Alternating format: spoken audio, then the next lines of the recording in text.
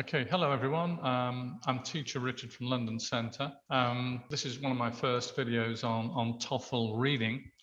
For those of you who are planning to take the TOEFL test examination, I'm going to help you to achieve a better score. And today we're looking at TOEFL reading. In particular, I'm going to look at just the first two reading skills. So the first two reading skills are understanding vocabulary from context. And the second one is to recognize referents or pronouns. So as we can see in the list here, we have like 10 skills that we really need to learn before we go to the TOEFL exam. We're not going to concern with numbers 3 to 10. We're going to look at number 1, number 2, vocabulary and reference or pronouns. One of the things you can always do is to read. The more you read, the better your skill level will become. Okay, let's get to it. So reading skill 1 is understanding vocabulary from context, or determine the meaning of a word or phrase. Like the skills we need are, we need to know synonyms, similar meaning words, antonyms. It's all about building up our vocabulary. We can look at a word and then from the 4 choices in the TOEFL exam, we can work out the meaning of that word. Okay, going on to the type of question, understanding vocabulary from context, questions about vocabulary in context. So the first one, how to identify the question. Well, the question will be phrased something like, the word in brackets is closest in meaning to, or the word X could be replaced by, and then you'll have like four choices to replace that word. Secondly, where to find the answer? Well, we have to read the passage before the word and after the word to understand what the word means and how it can help us replace and answer the question. Okay, so finally, how to answer the question. Read the word in the passage. Read the sentence carefully before and after. Look for context clues. I'll talk about context clues in a moment. Number 4, choose the answer that the context indicates. So there's more than 1 million words in the English dictionary, and one word can have many different meanings depending on the context. Okay, so let's have a look at an example here. The word freeze. Now, most of you will know, might know that freeze means something very cold, but it can also mean something else. So let's look at just 2 examples of freeze. The first one, the landlord is going to freeze my rent. Freeze in this context means to hold or suspend. So the landlord is not going to change the rent at all. The rent will stay the same. If you're paying $100 a week in rent, you will continue to pay $100 a week in rent. The second one, if we freeze water, it will turn into ice. Now, this is what most people would understand by the vocabulary freeze. It means to be very cold, or in fact, temperature below 0. If you ever go skiing in Switzerland or Austria, or you're in wintertime, it's freezing. It really means something that's extremely cold. Okay, so we have 2 different meanings of the word freeze in different contexts. One's about freezing the rent, and the other is about freezing water. Okay, reading skill number 2 that we're going to look at today is recognizing referents. You might know these better as pronouns, words that refer to another word. I've got some examples here. 3rd person subject pronoun, he, she, it, they. 3rd person object pronouns, him, her, it, them. And we use pronouns to replace word repetition. So For example, if I'm talking about my hometown of Leicester in England, if I don't use pronouns, I might say like this, like, okay, my name's Richard, I come from Leicester. Leicester is in England. Leicester is a medium-sized city. Leicester is 2 hours from London. Okay, you understand, right? It's word repetition. So instead of using the name of the city or the noun, I'm going to use a reference. So I'm Richard, I'm from Leicester. It's a city in London. It's a medium-sized city. It's 2 hours from London. So we use pronouns or reference to, describe something that we've already previously talked about. So we have types of words and examples. You're probably familiar with a lot of these examples: he, she, it, they, relative pronouns, who, which, whose, where, when, that, possessive pronouns, his, hers, theirs. So, okay, the type of the word and some examples that are reference. Okay, questions about recognizing reference. The frequency of this question will be 1 to 2 questions per passage. So over the course of the TOEFL reading exam, you could have somewhere between 6 to 10 questions. Where do we find the answer? The word is going to be highlighted in the passage. And then we also need to read before and after the word to really understand what it's referring to. How to answer the question? Okay, find the highlighted word in the passage. Read the sentence carefully. Is the word singular or plural? Is it he, she? Is it they or them? And a little tip here is to try and swap your answer choice for the referent. Does it fit? If we take one of the answers and we put it into the passage, does it sound like it fits correctly? Let's go and take a look at mini test. I'm going to put my video over this side. Let's put that there and let's increase the size of the video. Okay, so we're going to look at skills, vocabulary and reference. And we're going to look at a typical passage, skills 1 and 2. So this is a mini test. We have 13 questions. Read the passage and answer the comprehensive questions. Okay, it says there some passages include a word or phrase that is underlined in blue. We can click on the word or phrase to see a definition or an explanation. Okay, so we have a reading passage coming up. We've got 13 questions. Let's get started. Okay, our reading passage is about OZ. Now, OZ may be an unfamiliar topic, an unfamiliar word. Okay, so we don't want to worry about that. We need to read the passage first as quickly as we can to get the gist. Okay, to get the gist of something is to understand what is the whole passage about. We need to know something about the passage. Okay, let's read the passage. Okay, so it says here, the heading is OZ. Okay, what is OZ? At the moment, not sure. So let's read it to find out a bit more about it.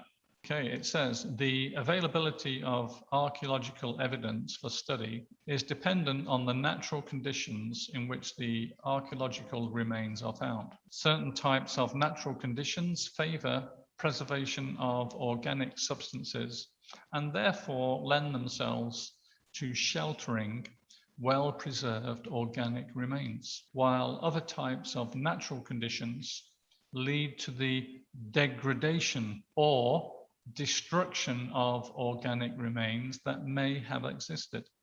An important distinction in land archaeology can be made between dry land and wetland archaeological sites. The vast majority of sites are dry sites, which means that the moisture content of the material enveloping the archaeological evidence is low and preservation of the organic material as a result is quite poor. Wetland archaeological sites are sites such as those found in lakes, swamps, marshes, and bogs. In these wetland archaeological sites, organic materials are effectively sealed in an environment that is airless and wet, and that therefore tends to foster preservation. Okay, so if we look at that first paragraph, what are the main points? Well, it's talking about preserving organic remains, creatures that may have lived hundreds or maybe thousands of years ago. If a creature was to perish or die in dry conditions, then the remains may be in a poor quality because it's oxidization, and the remains that are left over might not be that good. However, in wetland archaeological sites where the organic material may be surrounded by water or mud or swamps, the organic material is generally preserved in a lot better condition. Okay, on to the second paragraph. It has been estimated that on a wet archaeological site, often 90% of the finds are organic. This is the case, however, only when the site has been more or less permanently waterlogged up to the time of excavation. If a wet site has dried out periodically, perhaps seasonally, decomposition of the organic material has most likely taken place.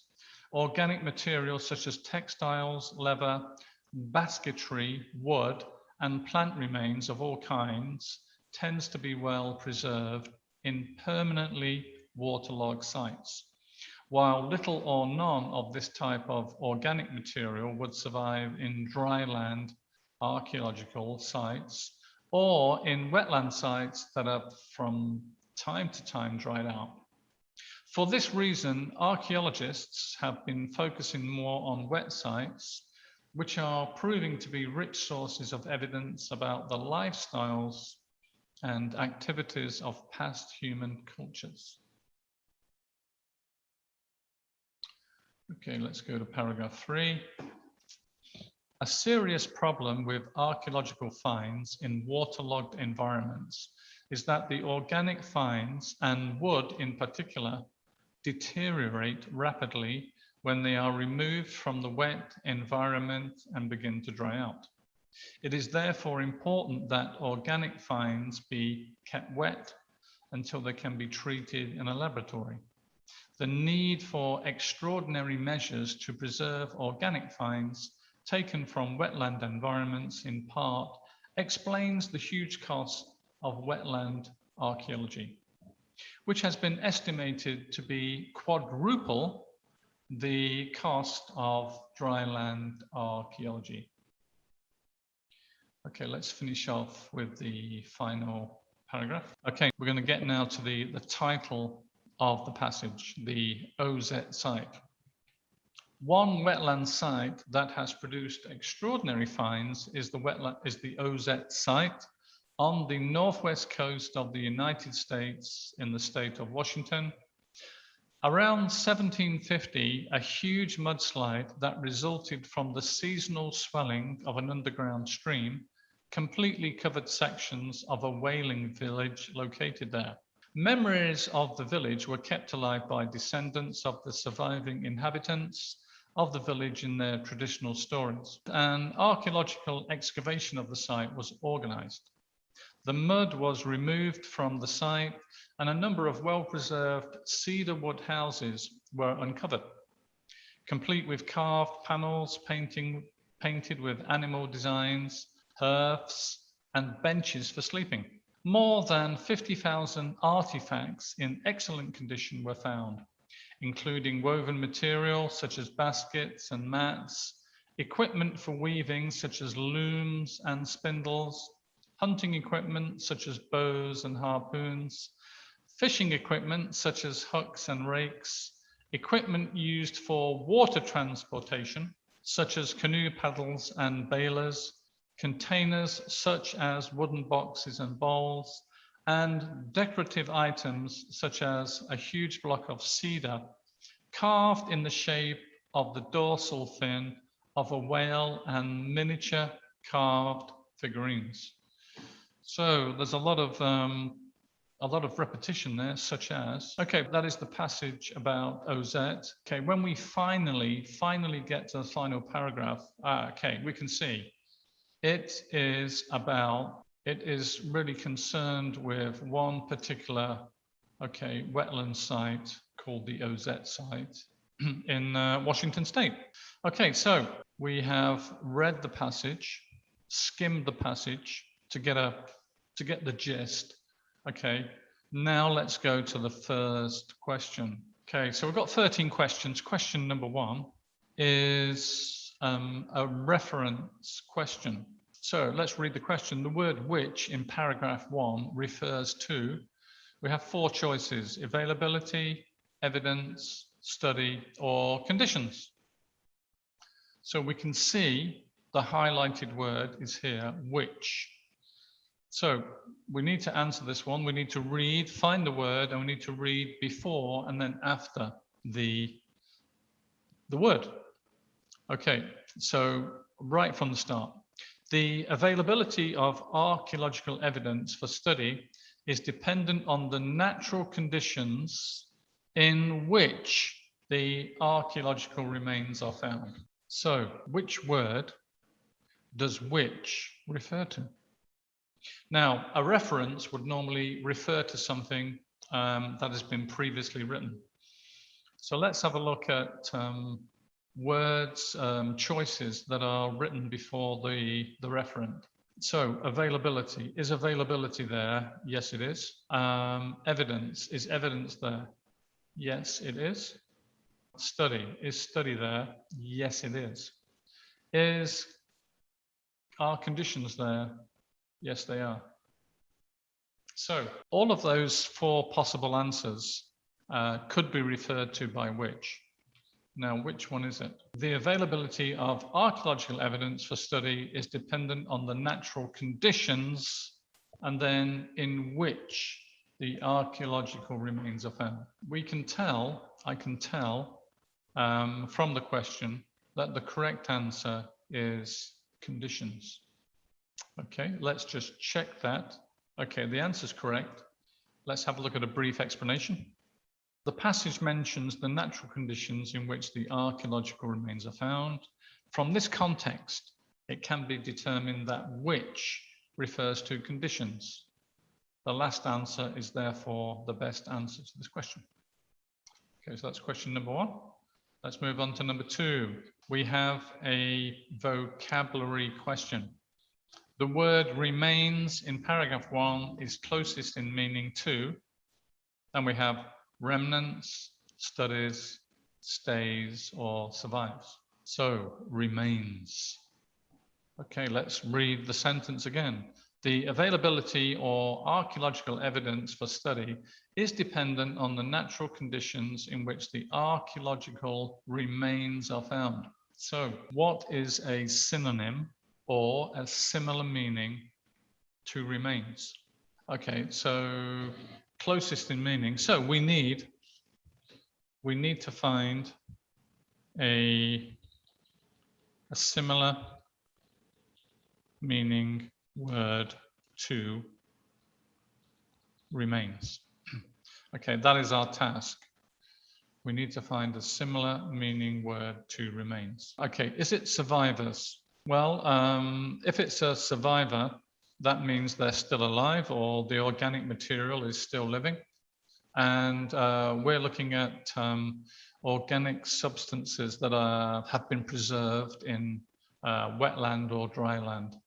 It's not survivors. Stays, remains, stays. The word to stay it actually means to remain, but it's not the correct context. Okay.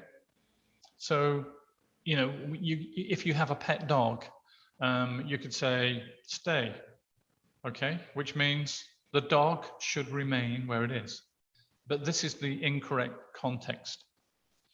Okay, the next one, studies, remains and studies. Now we have the word study, there, but remains and study, they don't go together. Okay, the correct answer is going to be remnants. Remains and remnants are of a similar meaning. We are going to select remnants. Let's check the answer. The answer is correct. Let's have a look at the explanation. The passage mentions the natural conditions in which the archaeological remains are found. From this context, it can be determined that remains is closest in meaning to remnants. The first answer is therefore the best answer for this question. Great, let's move on to number 3. Number 3 is a reference question. The word themselves, so is that singular or plural? That's plural. The word themselves in paragraph 1 refers to the options: archaeological remains, certain types, organic substances, organic remains. So the first thing we're going to do is we should read the sentence. Okay, and again it says here the availability of archaeological evidence for study is dependent on the natural conditions in which the archaeological remains are found. Certain types of natural conditions favor preservation of organic substances and therefore lend themselves to sheltering well-preserved organic remains. Okay, let's have a look. Archaeological remains. So with a referent, we need to go back to something that's previously been mentioned. So archaeological remains have been mentioned. Certain types has been mentioned. Organic substances has been mentioned, and organic remains is after.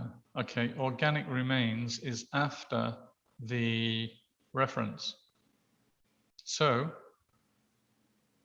we can eliminate organic remains. Okay, themselves refers to archaeological remains, certain types, or organic substances. Okay, so let's clear that off. All right, let's have a look. Themselves, so it's plural. All the answers are plural, so that doesn't help us too much. Certain types of natural conditions favor preservation of organic substances and therefore lend themselves to sheltering well-preserved organic remains. The answer is certain types. Let me check that. Correct. Let's have a look at the explanation. The passage states that certain types of natural conditions favor preservation and therefore lend themselves to sheltering. From this context, it can be determined that themselves refers to certain types. Okay, let's go to question 4. A vocabulary question. The word poor could best be replaced by needy, penniless, inadequate, impoverished. A lot of these answers are quite similar in their meaning. So, vocabulary in context. So, this is where we are here. All right, let's have a look. Let's read the sentence. The vast majority of sites are dry sites, which means that the moisture content of the material enveloping the archaeological evidence is low, and preservation of the organic material as a result is quite poor. The key point, preservation of the organic material as a result is quite poor. So poor, think of poor quality. So poor in context. So we need to be thinking about poor quality organic material. So needy, penniless, and impoverished are really geared towards like being poor, as in having no money. You know, penniless means I'm broke, I have no money. Impoverished and needy are in that same context. The answer is inadequate. Inadequate, let's check, and let's have a look at the explanation. The passage states that preservation of the organic material is quite poor. From this context, it can be determined that poor could best be replaced by inadequate. So we have like adequate. Adequate means, okay, that's okay. If something's adequate, it's enough. If something is inadequate, that means maybe not enough. It means that the preservation, some parts have been lost or eroded away or something like that. Great. Question 5. The word those in paragraph 1 refers to. So we got a reference question. So that word is here. So really we're looking for something before because it refers back to. Okay, let's have a look if any of these answers, which of these answers are talked about previously. Okay, so we have sites, lakes, swamps, and marshes. We can see on the red line here that lakes, swamps, marshes are written after the reference. The only one that's written before it is sites there. Okay, so it says there, wetland archaeological sites are sites such as those found in lakes, swamps, marshes, and bogs. Lakes, swamps, and marshes are after the referent, so we can confidently click on sites. Check the answer is correct. A quick explanation. The passage states that wetland archaeological sites are sites such as those found in lakes, swamps, marshes, and bogs. From this context, it can be determined that those refers to sites. So the first answer is correct. Okay, let's go to number 6.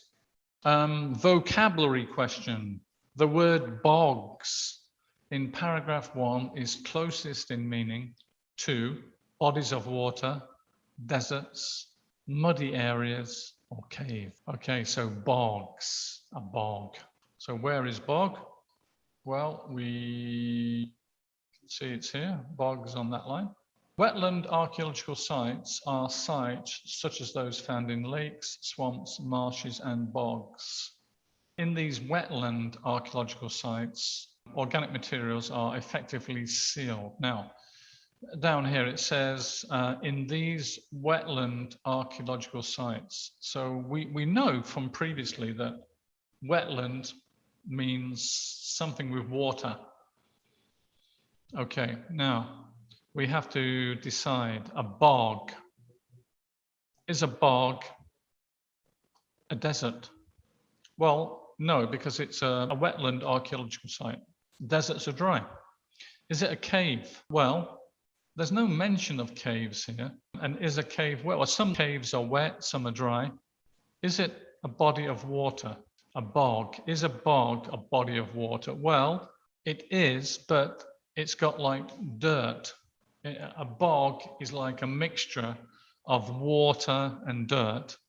And so therefore, we would select muddy area. Let's check if it's right. It's correct. Explanation. The passage mentions sites such as those found in lakes, swamps, marshes, and bogs, and later mentions these wetland archaeological sites. From the context, it can be determined that bogs are muddy areas. It's a muddy area. Okay, so we've just briefly looked at TOEFL reading skills, vocabulary, and reference. We looked at the first 6 questions from passage 1, skills 1 to 2. In the following video, we will look at the remainder of the questions, questions 7 to 13. And after that, we'll look at passage 2 and 3. And we'll go through all the skills that you need to learn to increase your level for TOEFL reading. But there's only really one way to improve your reading score, and that's to read. The more you read, the better your reading skills become. You'll learn vocabulary and you'll improve your writing and your speaking. Okay, so that's all for this video. I'll see you in the next one. Thank you for watching.